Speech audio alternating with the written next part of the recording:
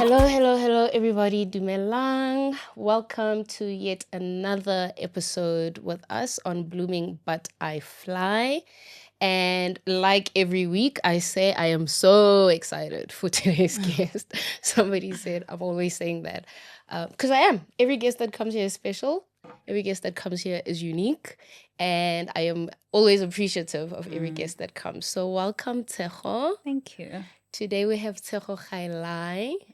That's me. That's you.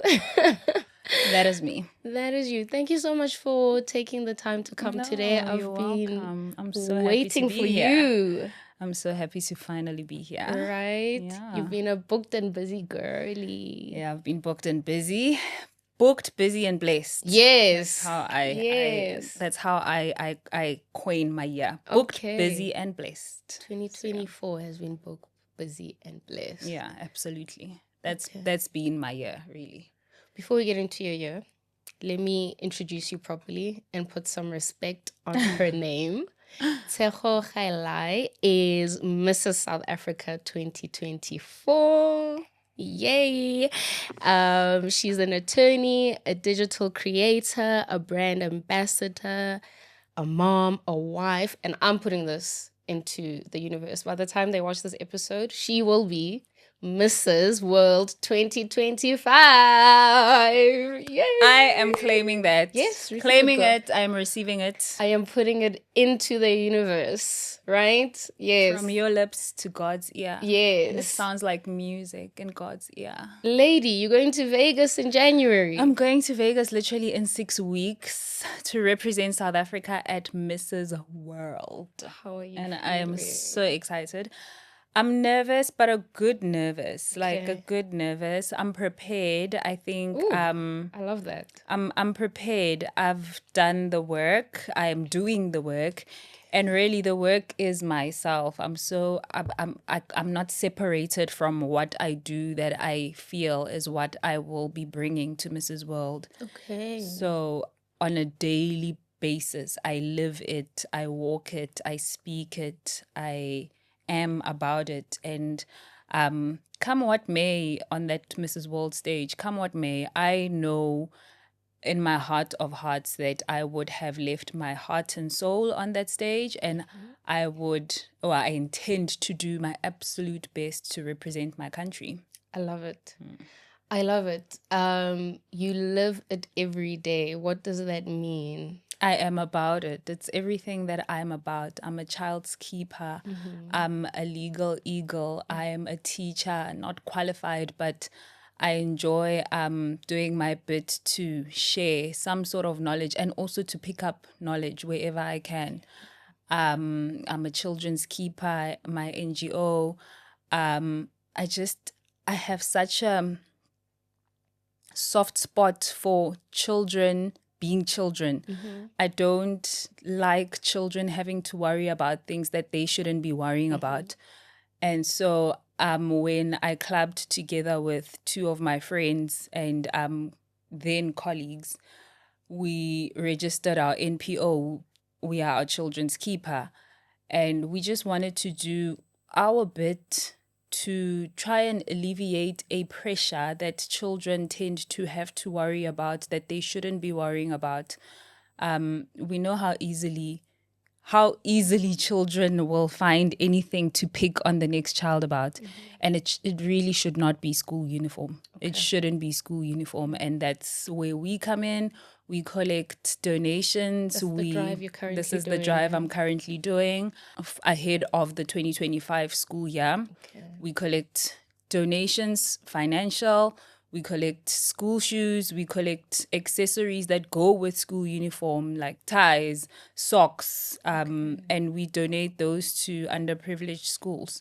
I started with the school that's very close to my heart, which was a school that my mom dedicated over 30 years of her life teaching at. And that was the inception of this project that's now so close to my heart. And yeah, this is me on a daily. I know your mom is late. So this NGO is very like personal. It's very Is it a way of personal. giving back to her life? I think so. I remember growing up at a home, there was always us. So I have 3 older sisters, but there was always other children.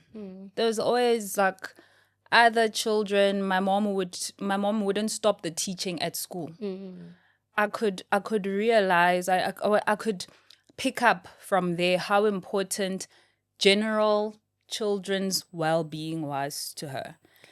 And my parents taught us very early that when we are blessed, we need to find ways of being blessings to others. So it was a way for me to carry on what I had been taught, but also to teach it to my son. Okay. Which was very important for me because I want him to feel some sort of responsibility to the world around him. And that's really some of the values that led to the sparks that brought up We Are Our Children's Keeper. Okay. Yeah. Okay. You're very communal and collectivist in your thinking and your upbringing. That is so, it's not an easy way of being. Did you just psychological No, I just humanized you.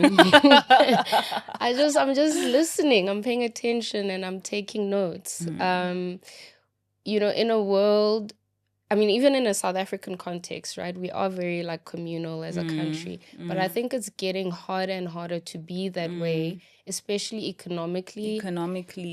You know, like our parents and generations before, it was always like, I'm my neighbor's keeper. And I sometimes wonder if that is drifting away a bit, not because people... It feels distant. Yeah, but I wonder if it's not because people want to be distant, but we can't. Resources. Safety.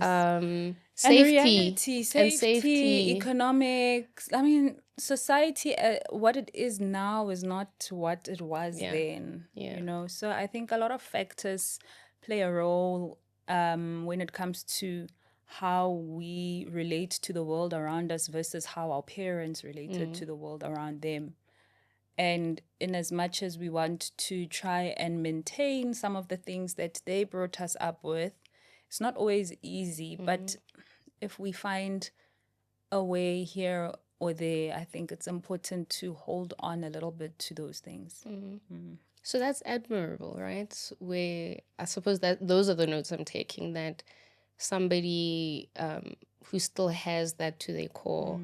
And I think you genuinely have always been that kind of person. I've always experienced you to be very welcoming, very communal, quiet, and in your own space. I don't think you're very like... I think when I get comfortable, apparently I get overly excited. But I accept the quiet and in my corner. But very, very welcoming. I mean, I've been tracking your Mrs. South Africa journey. You didn't come across as a villain winner. You didn't come across as main character syndrome. Yet you stood out. You know. Wow. Yet you stood out from the very beginning of the process. And then when I watched The Crowning, the recent one of Mrs. South Africa 2025, you were very interactive and engaging and you're solid. You're a solid person. Like, you don't come across competitive. You don't come across intimidated. You know who you are. I really think that there is a place for each and every one of us. Yeah. And it's easy for that statement to just be lip service. Because, yes, you know, sisterhood, and we know we like world peace and we want everyone to be happy. But it's really what I am and what I live, and that's all I know how to be, you know? That's all I know how to be. And I could not be any more excited for Mrs. South Africa 2025. I mean, there was a moment on stage, I'm supposed to go and crown her, but I stood there screaming my lungs out because I was so excited. forgetting that, oh, wake up, you need to go and hand over your crown. Because you're such a girl's girl. I'm a very big girl's girl. Yeah. I'm a very, very big girl's girl. I'm a boy mom, and I really think it's important to raise and groom boy kids as well as we do girl kids. But I'm a girl's girl. I really, sisterhood is such an important part of my life, of my journey, of my being, you know. And I think for me, intentional sisterhood is seeing to whatever role you can play in the success of your sister. Small, big, it doesn't matter. Whatever role you can play in the success of another sister, I think true sisterhood is playing that role intentionally. Why is that important to you? I think because I grew up with sisters, that's all I know. It's really all I know. I always hear this notion of how women don't like seeing other women succeed, and it just boggles my mind. I can't imagine why. Does my success need to take away from yours? I don't understand how that's supposed to work. Surely if I succeed and you succeed, then we're both happy. Okay. And I think because growing up with 3 older sisters and extended sisters and cousins and aunts and friends, I've really for the longest time been surrounded by female energy a lot.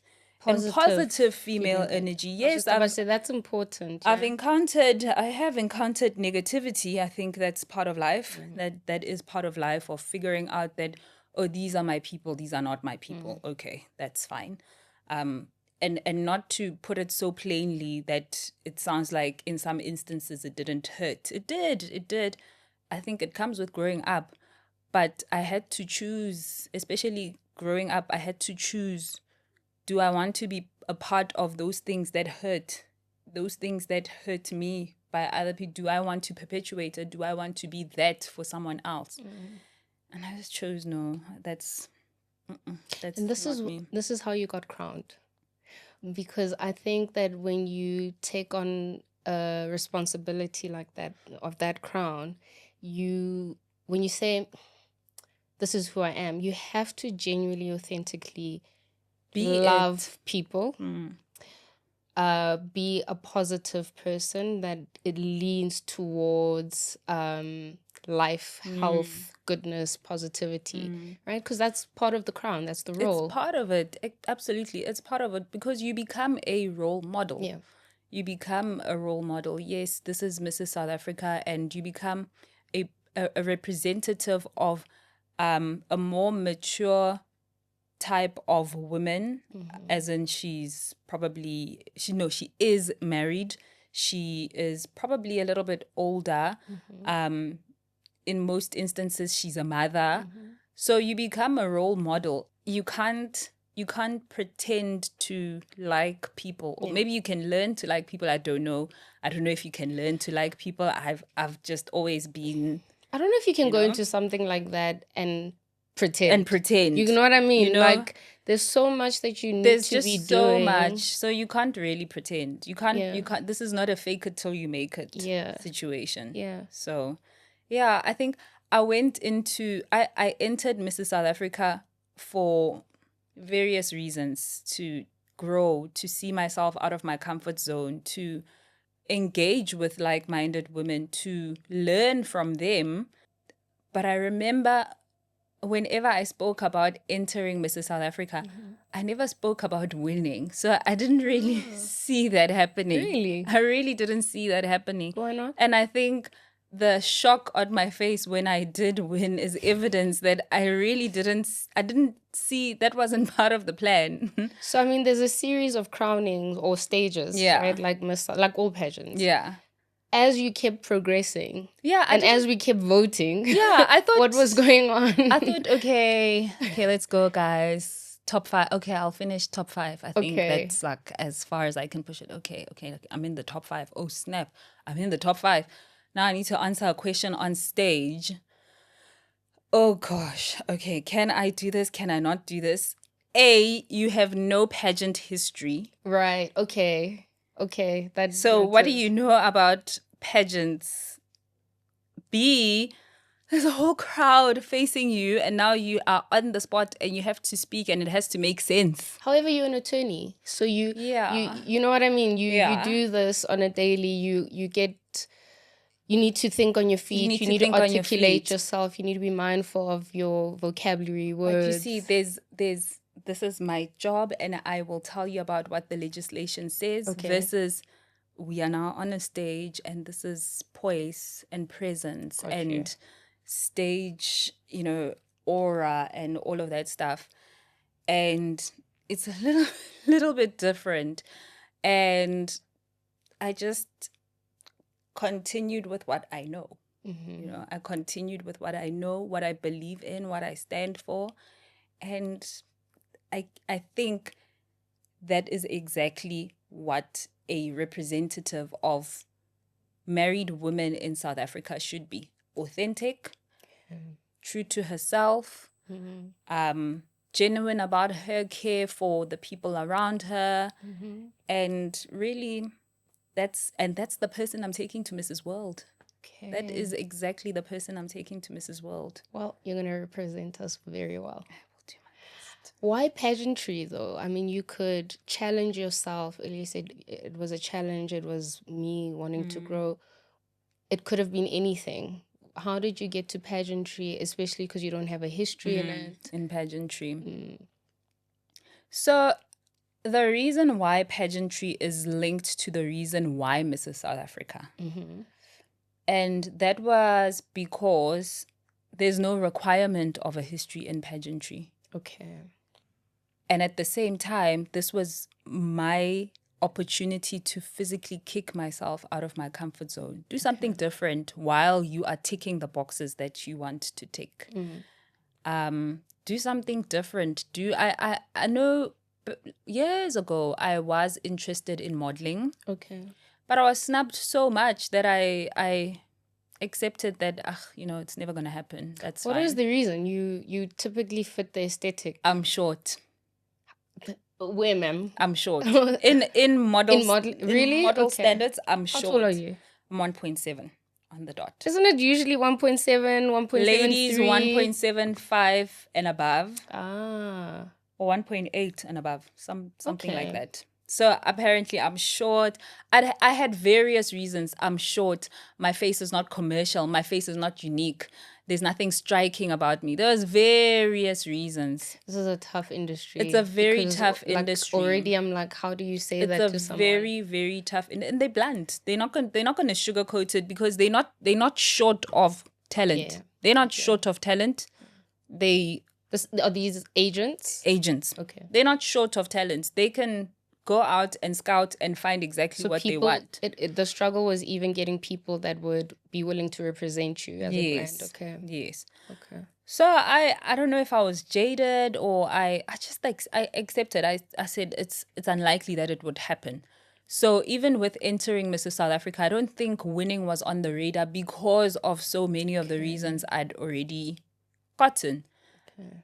Not realizing how different Mrs. South Africa itself is, there's no requirement that you must be this tall, you must have one child, you must have no children, you must have no tattoos, you must be pink, you must be green. What other requirements? You must be a married South African woman between the ages of 25 and 55. Oh, that's okay. Literally, that's it. Okay. And for me, what attracted me to Mrs. South Africa was exactly that wide criteria that allowed women to be bold at whatever age. That's a big... And whatever size. Age gap. Yeah. I mean, this year, we had a lady who was 55. Oh. Who was a finalist. Love it for her, guess. I loved it so much for her because I saw this light in her. I mean, she always comments about the fact that she's already a grandma. She is in that phase of her life, but still being in that phase of her life and being able to celebrate being fabulous, being confident. Dream Stream, a place to create yourself.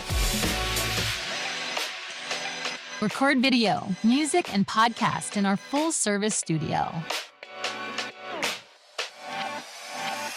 DreamStream, a place to create yourself. Record video, music, and podcast in our full-service studio.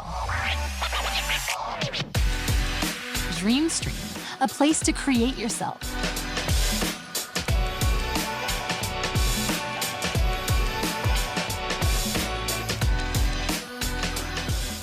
Chasing, pushing boundaries, And yeah, for me, that's exactly what attracted me to Mrs. South Africa and to pageantry, I guess, because it was first the attraction to Mrs. South Africa before I could talk about any attraction to pageantry. Do you know what I like about Mrs. South Africa? I think it challenges this notion that once a woman is married or once a woman is a mom or has kids, like life stops. Like if I tell you the amount of women that I work with where they start to feel like, of course life shifts and changes, right? But they feel like their lives are over, and I'm like, why? And do you know how often we hear that exact exactly the place that a lot of women that enter Mrs. South Africa find themselves in. So a lot of people are entering to challenge that. Challenge that and push yourself out of that and do something for yourself. Got you. Do something for yourself, because it does something to the entire family unit when you choose to fill your cup, because you're constantly just like pouring. Right. Wake up, fix everyone, take the kids to school, fix yourself, go to work, come back, fetch the kids, cook, feed everyone, bath everyone, put everyone in bed. By that time, your day is over. Whereas when you allow yourself to then engage with other women who pour into your cup as much as you are pouring into theirs, and you come back so filled, it shifts. It makes a shift for the entire family unit. I saw it with my family. Okay. I saw it with the people around me.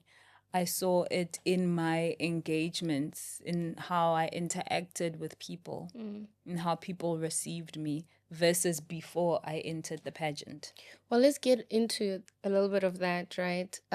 You've been with your husband since like varsity, like you are university sweethearts, and you met in high school. Yeah. But you've been married For 5 years. for 5 years, and you have, I think your son is 4. Yeah, he's 4. How was your life, your home life before Mrs. South Africa?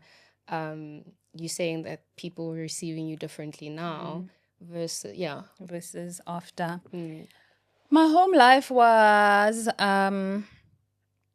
pretty basic. Nothing out of the ordinary, wake up, take the child to school, or it depends between the two of us. We share that responsibility.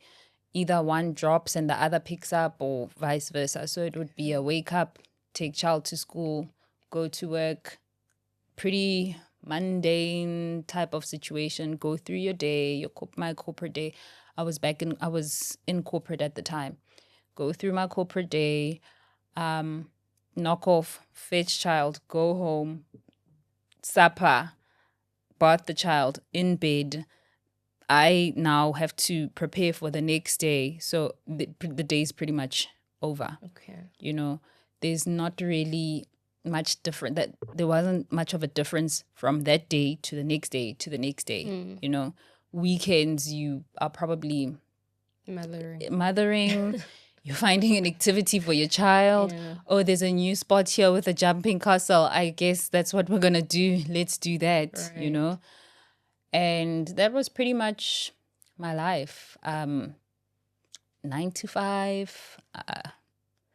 So did you feel like you weren't pouring into yourself? There really wasn't. And do you think that started within marriage and motherhood, or do you think that it was a long time coming prior to those things? I think it was the natural progression. I think it was the natural progression. You go to school, you finish high school, you go to varsity, you study a degree, you work in the job that's related to that degree, you climb the corporate ladder, you settle down, you get married, you have a child. It's almost like the expected progression of life. For women? For women, I dare I say for men as well, but I wouldn't know. But it was the natural progression. And I come from parents that taught us, you go to varsity, you studied this, you studied law, you have to go be a lawyer, go and practice law. Not really tapping into the variety of what that could mean. I have an LLB degree. Does that mean I should be an attorney in court? Not necessarily. Do I enjoy being an attorney in court? 100%. I really, really did. But do I think I've lived out that phase of my life? I think so. Okay. I think so. Does me being an attorney open me up to various other job opportunities or work opportunities or life opportunities? 110%. And that's what I want to pursue. Okay. I get bored easily. Okay. I get bored very easily.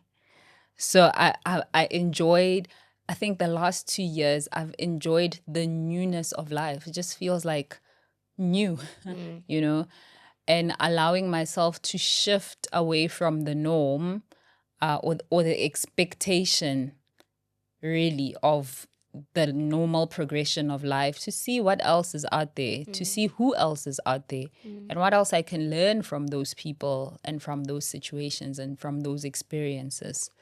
So, Listening to you is such a different experience, right? Because you are describing not unhappiness, that's not it. You're describing a routine life. Having experienced you on the sidelines, that would never be the perception. Because, I've even got it written here, like you give off the girl of your dreams. Really? Yeah, I've always gotten that energy from you. Like, some people may not know that you were part of Soweto Gospel. Mzansi. Gospel choir, Youth choir. youth choir with your husband. That's where we met, actually. Yes, you've always been on the stage. I've always experienced you or perceived you to be pushing boundaries, doing things out of the box. So even when you became a lawyer, I did not imagine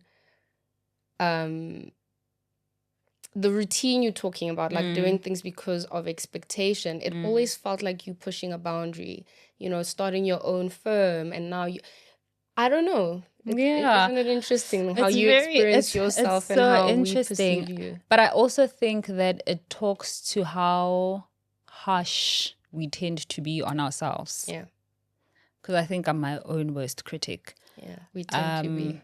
We are very harsh on ourselves. We are very seldom willing to give ourselves grace, the same grace that we're willing to give to others, right?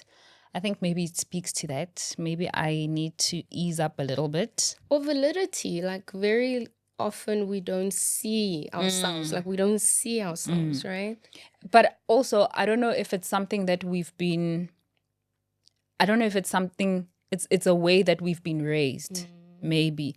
Because the moment I start being confident and proud about my achievements, or am I then labeled pompous, or am I boastful, or do I have a big head? How about do I have an confident? ego? How about self-aware? How about whole, knowing who you are? Those, I think solid. Yeah, I think those labels. You're quite right. Society can tend to teach women and black women, particularly, to dim their light, because anything be humble. Fake humility. I cannot stand fake humility. Be humble. Where you're actually good at something, but we're so it's ingrained in us not to own it, because then we're arrogant. But actually, other women and other people get to be these things. Men will never apologize for that. Absolutely not. Men will never apologize Absolutely not. for that. I always dream that we have the audacity of a man. Yes. Men will never be like, oh, No. It's fine. I just kicked that ball a little bit. No. In the goalpost. I smashed it. Yeah. Why can't we? Yeah. Because anything over the limits that they've set for us is negatively, I think it's intimidating. And dare I say, I hope I don't get into trouble for this, but it's true. Black women are it, man. You know what I mean? 110%. We are it. We are the, what is the word I'm looking for? Not template. What word am I looking for? The, not template, but the blueprint. Yes. We are the blueprint. You understand? And I think that is frightening for the world. I think it's a frightening thing for the world. It comes when you're the underdog, that you learn to be, not you learn to be the blueprint, but then you actually become the blueprint. Because I know how to do a lot of things because I've been the underdog. But if that so nice underdog, being an underdog. Yeah, but you know what's frightening on the receiving end for somebody who is on the receiving end, when that underdog realizes their potential, it's gonna shake. It shakes. You get what I mean? It definitely shakes. But I do think that the world is shaking. Yeah. I think the world is shaking. I think a lot of underdogs are finding their voice. Yeah. Finding their space. Yeah. And owning their space, which I absolutely love seeing. But yeah, I think it's a good and a bad thing to be underrated. Then you prove people wrong, and you just, you stay in your lane, you do you and you just come out tops. And you prove yourself. You prove yourself. You prove it to yourself as well. Yeah. You prove it to yourself as well. So yeah, I think I've been an underdog more times than I can count. Really? And I've absolutely been an underdog more times than I can count. And even when I counted myself out, I rose to the occasion. Where do you think you've been counted out by others growing up? Where would that not even constantly, but where did it happen? I think not necessarily counted out, but when circumstances look like they are literally about to swallow you. And you have no choice but to push that boundary. I went to UJ, and I tell the story very often. I got academically excluded from UJ. I got academically excluded, and I thought it was over. After my mom passed away, I think I just saw darkness. And I don't even know what I was doing in exam rooms, to be quite honest. Was that the same year you got excluded when she passed away? Yes. I was just filling space, marking the register. I was here. But really, I was not there. I was not present. Grieving. I was not present. And I got academically excluded, and I thought it was over. I really, really thought it was over. There was no way I was going to get my degree beyond that. How far along in your degree were you? Third year. Okay. I literally probably failed most of those modules. I mean, that's why I got academically excluded. I failed. I was so embarrassed. I was grieving. I was in a dark hole. I was suicidal. I was, at some point, suicidal. And I just thought it was over. And my dad just would not give up on me. He was just like, no, you need to find out from the university what are the appeal processes. It can't be over. You have circumstances that are beyond you. It's not your choice. It wasn't by choice that these things happened. And I appealed. And the university gave me one condition. They told me, you will need to pass everything that is left. Everything that was left. Sure. everything. And it felt like winter the entire year of the following year, where they gave me the condition that I must pass everything. And I passed. How did you navigate the grief, the suicidal thoughts, the sense of feeling like everything was over? I got help. Okay. I got help. There is absolutely no shame in getting help. UJ had a psych department. I think most universities should have. And there was a psychologist there, man. She was part of my appeal, actually. She helped me with my appeal. Okay. And she just held my hand throughout. Okay. Like, she literally held my hand throughout.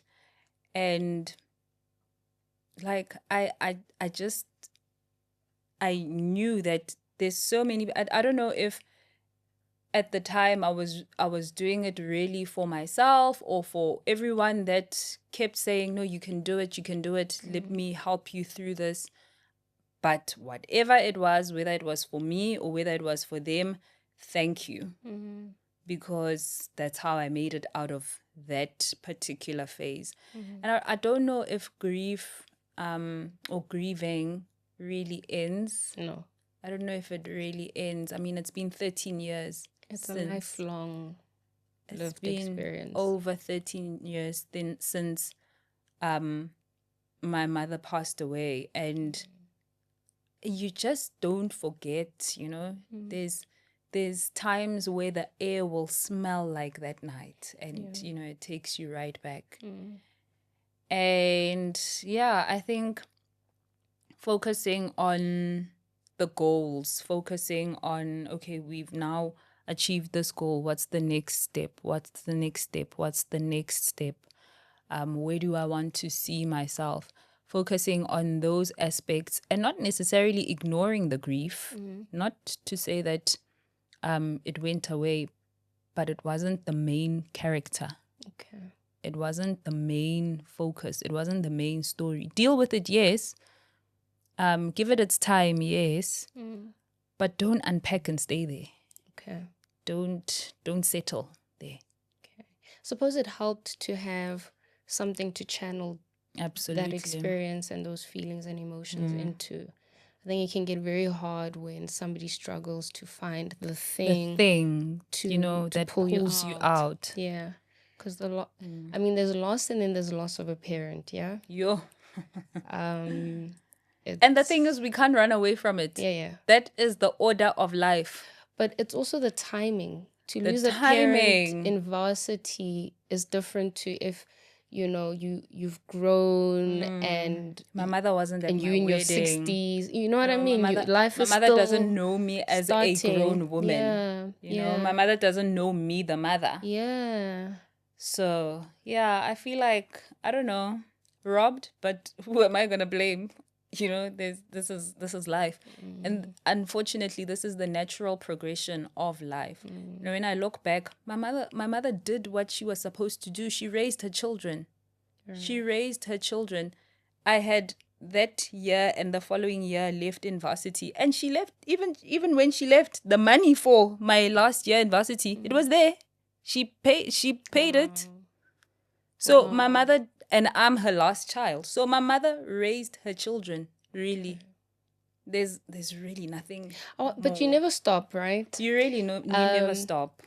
I mean, my mom always says you never stop being your parents' child, and you never stop needing your parents. You just never stop. I mean, I remember giving birth to my child and thinking, if my mom was here.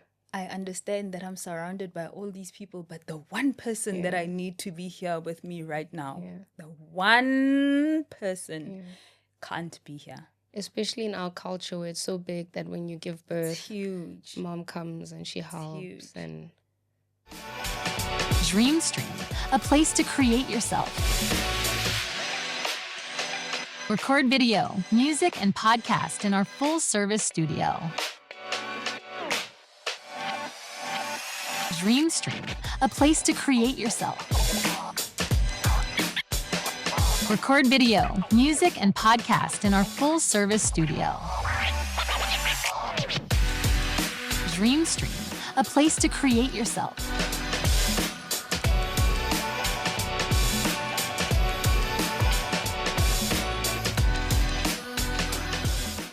But yeah, I can't fault my mom. My mom did a job. My mom, she raised all four of us.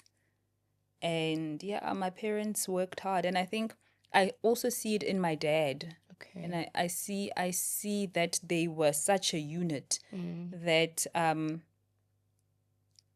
guess it's God. He made sure that I still had everything that I needed, even in her absence. You're a daddy's girl. You guys have a very close I relationship. didn't know actually that I'm a daddy's girl until I lost my mom. Okay. I didn't know. Because you guys, it just flowed, I really didn't know that I was and the thing is, I guess when the Bible says that all things, and I don't mean to preach. No. Please, here on Blooming Butterfly, we speak spirituality. When the Bible says that God will make sure that all things work out for the good, he says all things, even the pain. And it took me losing my mom to realize that, oh, snap, I have not been seeing my dad, and he's been right here in front of me. Like, see him for everything that he has been doing. See him. It really took me losing my mom. And yeah, I don't want, I keep battling next with my dad, guys. Like, please don't. I've observed that you guys are so cute. Like, don't. He's your person. He's really my person. And I think because I was the youngest, I'm the one that lived with him the longest, just the two of us. Because I lived at home after my mom passed away, and it was just the two of us. And you look like him. I look like my dad. My body, my face, a lot of my mannerisms, my sense of humor, apparently. Okay. I am literally a photocopy of my dad, just in the female form. Yeah. So, yeah, like it took me losing my mom, unfortunately, but thank God that I've still had the last 13 years to realize something that I may have been taking for granted and wake up from that. And what have you come to appreciate about Dad that maybe prior you never saw? My dad is so present. Okay. I can't believe how I just never saw that. My dad is so present. Like, my dad is so present. And now that I'm seeing him as a grandpa, seeing him, my dad is just so present. Wherever he can, he will be there. Okay. Whatever is happening. I mean, it could literally be something random. I could be complaining that my kettle stopped working. Oh, okay, maybe try the, okay, no, leave it. I'll come and fix it myself. Okay. Like, no, you don't have to come all the way. I have a spare kettle, but my dad is very present. And it's one of the things that I really can't believe that how did I miss that? Like, how did I miss that? Do you think your mom not took up a lot of space, but he gave her... Definitely. He comes across as a very, like, to himself type of guy. Oh, he's a very to everyone type of guy. Oh, okay. Like here, there, and everywhere. Even when mom was socialite. around? Even when my mom was around. Okay. But I do think that my mom was the grounding. Okay. My mom was definitely the grounding. And I think because I'm such a airy fairy, I'm all here, there, and everywhere, whenever I was around my parents, I would gravitate towards the grounding because I needed, like, okay, let's make everything make sense. And that was my mom. That was definitely my mom. And I think that's how I ended up gravitating towards her as a parent. Not to say I loved her only and I didn't love my dad. I knew my dad was always there. Like, I was, it's not like I'm saying I didn't know my dad or I didn't, rate my dad. I don't want to make it sound like that. But I was definitely a lot closer to my mom. a lot closer to my mom. Even when I needed my dad to fetch me wherever, because I'd speak to my mom so often, it would work its way into that conversation. Please, can you arrange this for me? And then, here's my dad is here. Okay, sharp, I'm good. But what a beautiful full circle moment where you get to give him his flowers whilst he's still here. Thank God. And you get to, I suppose you both get to experience each other in a way that you didn't have the opportunity. Definitely. And I mean, I don't know how, sometimes I still don't know how I won Mr. South Africa, but thank God I did while he was around to witness it. And to be there, present with me, there's pictures of us on stage, and my dad looked so proud, so happy. And wow, those are blessed moments that I will never, ever trade for anything, I'm so happy for you and him that he stepped up. Not that he was never there, because you're saying he was always present. But often when parents lose a partner, especially males, they disintegrate. It's very rare that they struggle a bit more than women, just from observation, to keep going. And he sounds my like dad has really stepped up. He's really kept going. Yeah. He still does the things that he enjoys in life. My dad is a choir conductor. So that's where it comes from. That's where it comes from. My dad is a choir conductor, and just this past Sunday, he was doing, they had Christmas carols on. They were playing with the orchestra from Soweto that my sister grew up being a part of, because my sister's a violinist. So she was playing with the orchestra, and my dad was conducting everything. So my dad still does the things that he enjoys. He loves music. My dad loves music. He loves his grandchildren. Oh my gosh. Dare I say more than his children now, because it's always the case. It's always the case. I guess we've been replaced. So you come from a musical family. I come from a very musical family. My sister's a violinist, and when she was in her violin lessons, I got piano lessons, actually. And then I was just like, I don't know if instruments are for me. I can play piano. I mean, not like concerto or like whatever, but I can work my way around a piano. But then I found myself in a choir, Mzansi Youth Choir, the Mzansi Youth Choir. And that's literally where I met this random guy that wouldn't leave me alone. This is her husband, by the way. Asked me out for 2 years, and eventually I was just like, okay. Persistent. Okay, I'll give it 10 points for consistency. Why were you shrugging him off? Because I felt like he was so deep. He was into poetry. And I was like, this guy is so deep. You are quite deep yourself. I didn't see that. Okay. I didn't really see that. And I was like, this guy, he writes poetry. He is so deep. He's so smart.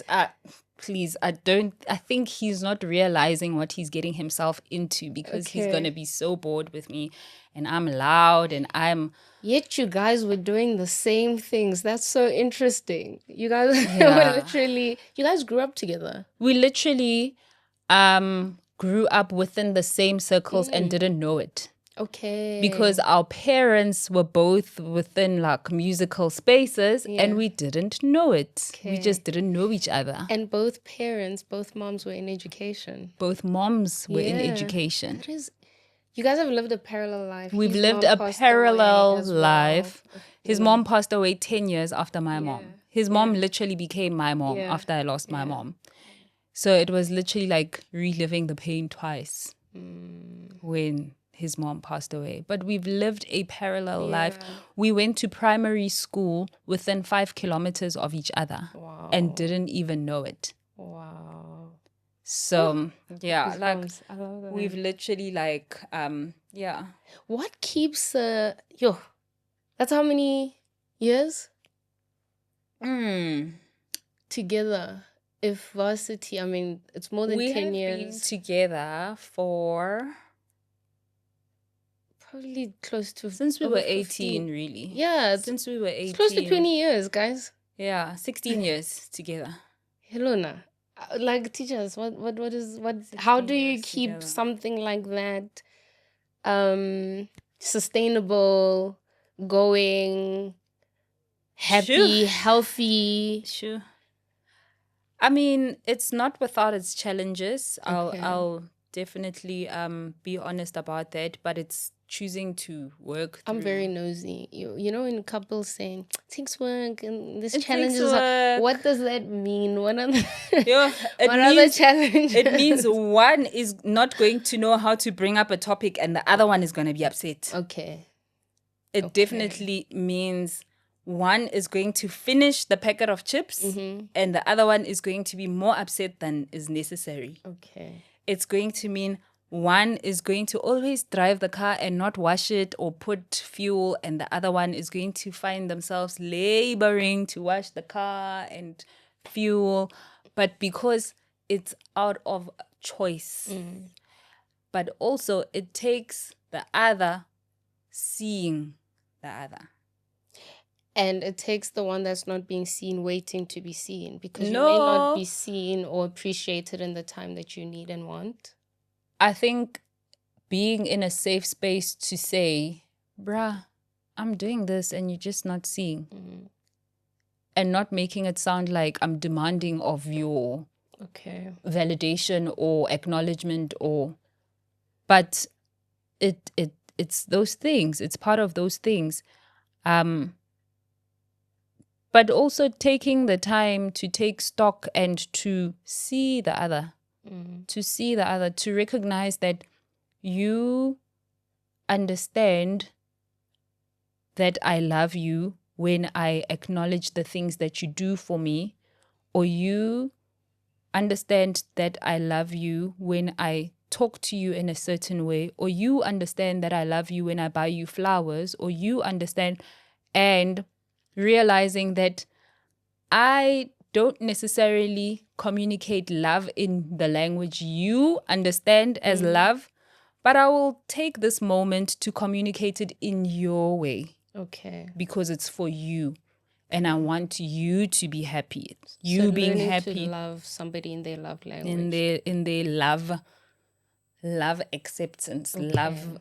I don't want to just say language, but love communication. Right. And that takes a lot of humility, because you can get defensive when somebody tells you, I see what you're doing, but I would please like you to do it this way. It can feel like you being criticized, or you're not enough, or all sorts of other. Yeah, it takes a lot of reciprocating. Like it almost feels like doing this the whole time. Give and take, because I need to give of myself in a way that you know how to accept. But at the same time, I also need to be cognizant to accept the way that you naturally give in the moments that you're not intentionally giving in the ways that I receive. It's just like a constant give and take and give and take, and knowing when to be quiet. Like, often they give that advice to men. But perhaps women also need to know when to just retreat a bit. This is definitely me all the time. And I think of late, knowing when to be quiet, knowing when to make a big deal of something, and knowing when to choose, this is really not a big deal. How do you know the difference between when you're now silent out of defeat and settling versus picking your battles? And the reason I ask that is because a lot of people, be it in marriage or long-term relationships, you hear this a lot. Like my experience has been they often pick their battles quite a lot in a way that society would then negatively label that as settling. And defeat and accepting. Or just something, like bare minimum. I don't know. We have all sorts of words for it. But people who are in long-term relationships tend to operate this way. I think it can't be it can't be out of defeat. Yeah, it happens from time to time, but wangala. Well, I suppose for me, my question is, what is the difference between you getting bare minimum, not getting what you're worth, not eventually getting heard and seen for the things you need, want, deserve, versus to maintain and sustain a long-term relationship, guys. Peacefully. Choosing peace, you know what I mean? Choosing peace. Sure, it's difficult. It's really, really difficult. But I think it comes back to the choice, to choosing. It comes back to choosing and to being graceful. Remembering that I need to give you the same amount of grace that I am expecting from you. We grew up in two different houses. We understand communication two different ways. We give of ourselves in different ways. We receive in different ways. And it's choosing also to be graceful towards the next person. And knowing your person. Knowing your person, or here we go again. All right. Okay, then. Next episode. But you also, know? I suppose in your this is just an assumption. In your guys' experience, you both come from married households. So you actually, and I don't know the quality of the marriages, right? But I think whether it was positive or negative experiences of those marriages, you still got a display and demonstration of what marriage looks like, or what it shouldn't look like, it shouldn't or what I look want to like. take into my life of marriage. Yeah, but even so, it's amazing how, yes, we come from married households. We come from family units, but it's still so different. Yeah. And I guess that's really how life works. That's how different people, that's how people get so different from each other, you know? And it's about respecting the differences and not thinking one is superior to another in those differences. Yeah, and giving that grace, being graceful towards the other, you know. I think it's those things that I try to keep top of my mind, although it doesn't always come easily. It's something that you have to, or I try to consciously remind myself. And that comes in the form of, okay, take a step back. Maybe I don't need to be talking about this right now, or maybe I don't need to be bringing this up right now, or maybe I don't need to be pressing on this right now. I've said what needs to be said. Let's let it go.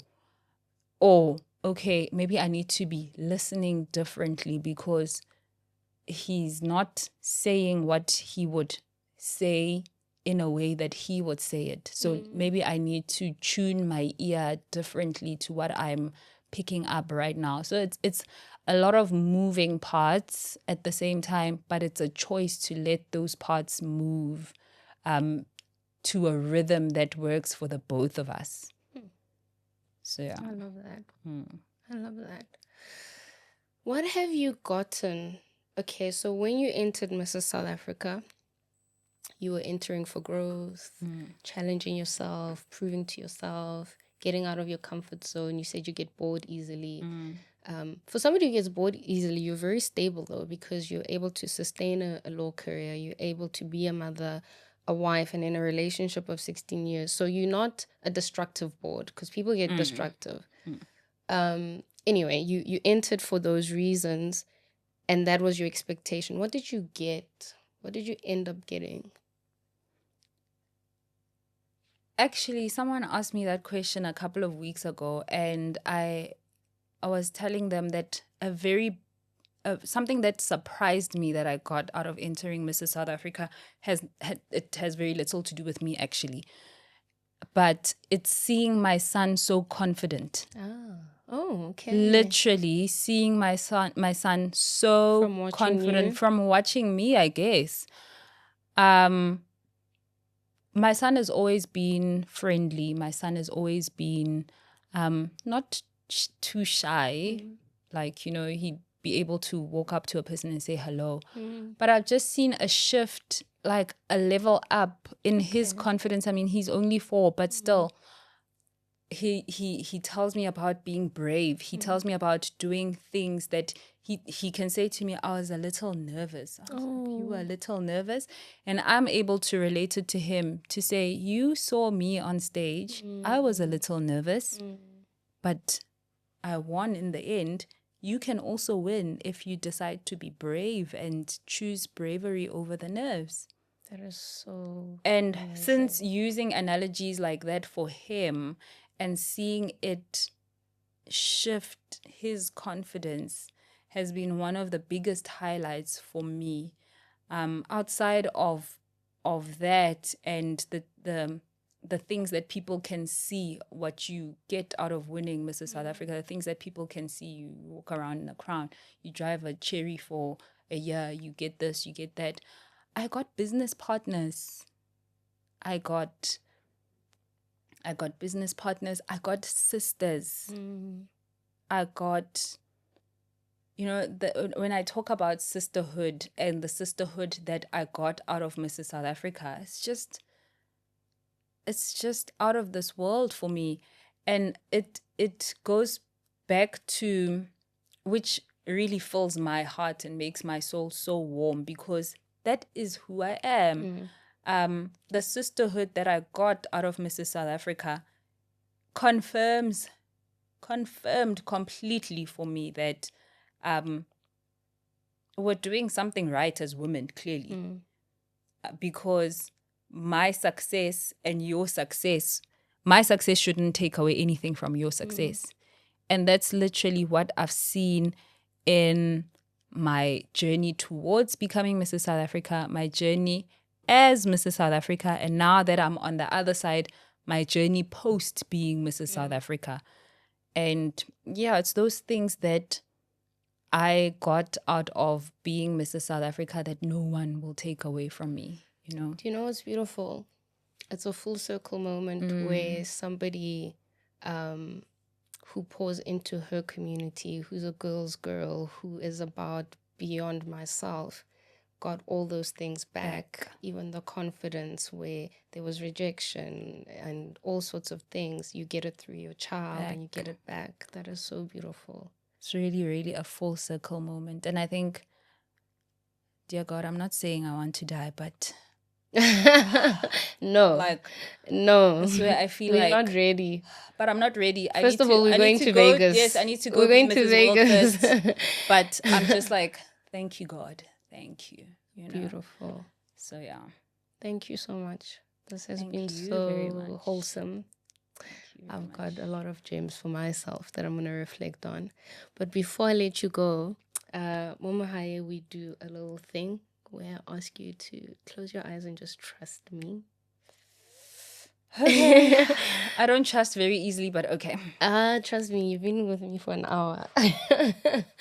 And I just want you to tune into your five senses, feel what your palms of your fingers, your palms of your hands feel like. Tune into the images in your mind, the taste on your tongue. And I want you to just reflect with us for 30 seconds out loud and think, blooming butterfly, Tshego Gaelae. What is next for you?